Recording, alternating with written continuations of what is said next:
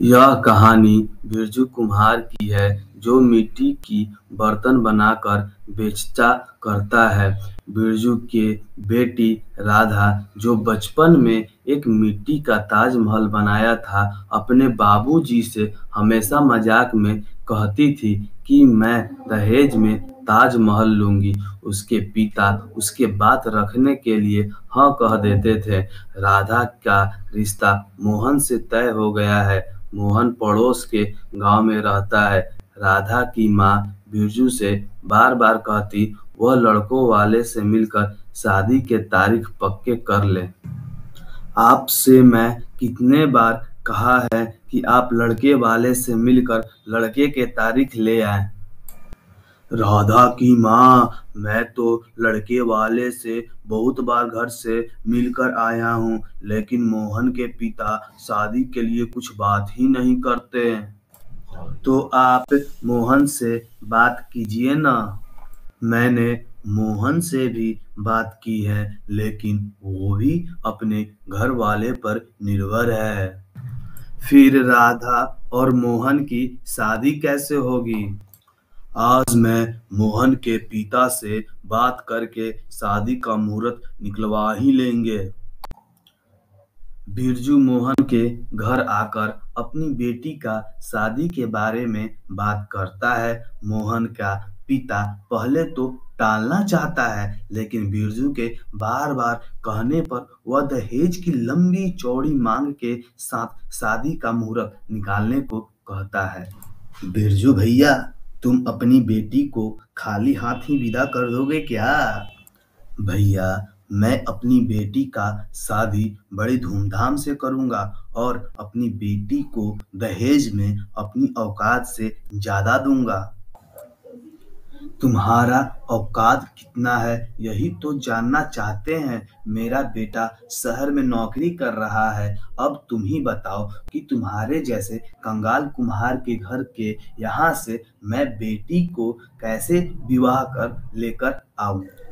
आपने तो राधा और मोहन की शादी के बात करते समय आपने तो दहेज की बात नहीं की थी। सही बात सही समय पर की जाती है बिरजू।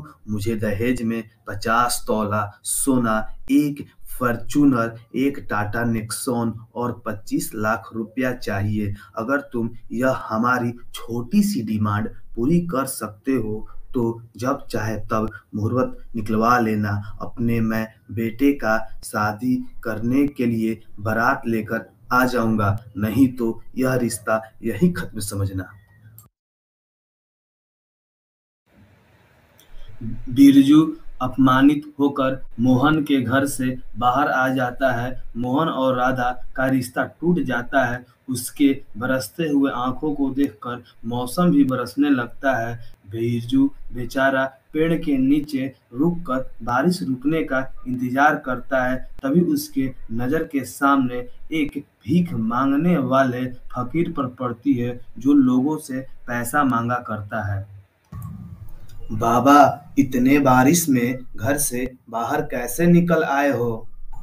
बेटा, इस फकीर का कोई घर ही नहीं। किसी के दीवार से टिक कर सो जाना और किसी के दिए गए टुकड़े को खाकर रहना, बस यही हमारी जिंदगी है। तुम्हारा कोई परिवार नहीं है? रहमत जोगी बहता पानी, यही है हमारी जीवन की कहानी। क्या तुम मुझे एक वक्त का खाना खिला दोगे? हाँ हाँ बाबा, मैं आपके लिए खाना भी खिलाऊंगा और रहने का ठिकाना भी दिलवाऊंगा। इसके लिए तुम्हें हमारे घर चलना पड़ेगा। बिरजू बारिश रुकने पर फकीर को अपने घर ले जाता है। बिरजू फकीर को भरपेट खाना खिलाता है और उसे रहने का जगह भी देता है। अगले दिन जैसे ही सुबह होता है, फकीर अपने असली रूप में आ जाता है। बिरजू और घर वाले देखकर हैरान हो जाते हैं। मैं एक फकीर नहीं, मैं एक सिद्ध जादूगर हूँ। तुमने गरीब में रहकर भी मुझ साले को मदद की है। यह भावना मुझे बहुत ही अच्छी लगी। मैं तुमसे परीक्षा ले रहा था। परीक्षा? अब तुम बताओ तुम क्या चाहते हो? अंधा क्या चाहे दो आंखें। मैं अपनी बेटी का शादी धूमधाम से करना चाहता हूँ। मेरे पास दहेज देने के लिए कुछ नहीं है। बताओ, तुम अपनी बेटी को क्या देना चाहते हो? बाबा, मैं अपनी बेटी को ताजमहल देना चाहता हूँ, लेकिन हमें कहने से क्या होगा? राधा बेटी, क्या तुम भी ताजमहल चाहती हो? आप हमारी बातों को मजाक उड़ा रहे हैं। फकीर बाबा उसके बातों पर हंसते हैं और बिरजू उनके बातों को सुनकर बातों को ध्यान नहीं देता है और उनकी सेवा करते रहता है। अगले दिन सुबह होता है और चमत्कार भी हो जाता है। उसके घर के सामने एक ताजमहल रखा हुआ रहता है। ताजमहल को देखकर बिरजू, उसकी पत्नी, उसकी बेटी बहुत ही खुश हो जाती है। बाबूजी, बाबूजी, यह ताजमहल कहाँ से? हम तो सपने तो नहीं देख रहे हैं। हाँ बेटी, यह मेरी ताजमहल, यह हमारे सपनों से कम नहीं है। लेकिन यह ताजमहल आया कहाँ से और यह बन कैसे गया एक दिन में? यह सब उन फकीर बाबा का चमत्कार है। हाँ बाबूजी, यह उन्हीं का चमत्कार है। चलिए हम लोग उनके पास चलते हैं। बिरजू बेटी और उसके पत्नी तुरंत उस कमरे में जाता है जिस कमरे में फकीर बाबा होते हैं। तीनों आकर देखते हैं वहाँ फकीर बाबा नहीं है। कमरे में एक चमत्कारी घड़ा रखा है जिससे आवाज आता है, बिरजू, तुम जिन फकीर बाबा को खोज रहे हो वह तुम्हारी जिंदगी बदल कर चले गए हैं। तुम कौन हो? मैं एक चमत्कारी घड़ा हूँ जो तुम लोगों के लिए फकीर बाबा छोड़ कर गए हैं। आज से जब भी तुम्हें पैसा की जरूरत पड़ेगा तुम एक पर्ची में लिख कर घड़े में डाल देना और अपने जरूरत के पैसे ले जाना।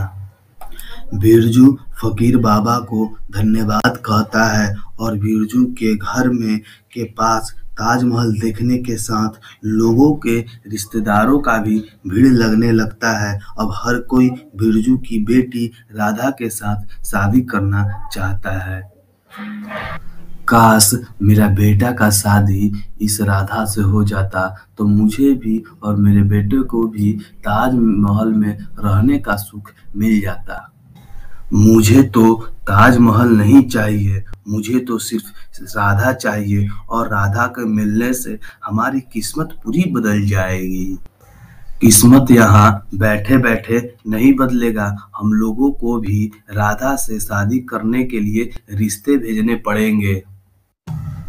बिरजू जो सभी के रिश्ते को जांचकर एक गरीब पढ़ा लिखा लड़का को पसंद करता है और अपनी बेटी का शादी धूमधाम से करता है। राधा की शादी करके दहेज में एक ताजमहल देता है। फकीर बाबा का बनाया हुआ ताजमहल एक जगह से दूसरे जगह भी जा सकता है। राधा अपने ताजमहल में बैठकर अपने घर ससुराल विदा हो जाती है।